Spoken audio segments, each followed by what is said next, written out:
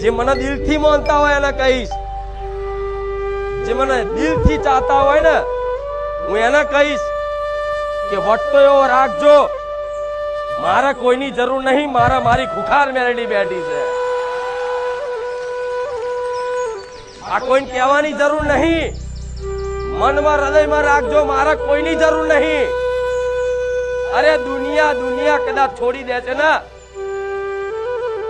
પણ હું સાથ નહીં છોડું. એક સમય તમે મને ભૂલી જશો ને પણ હું તમને આવા નહીં ભૂલવા દઉં. દુખી થઈને તમે તમારા મને મેણાય મારી દે, મને બોલી નાખજો, મને કઈ નાખજો, મારાથી રિહાઈ જજો, છેલ્લે મનાવવા વાળી તો હું મેલડી જ છું, હાથ ફેરવી રાજી કરવા વાળી તો હું માં જ છું.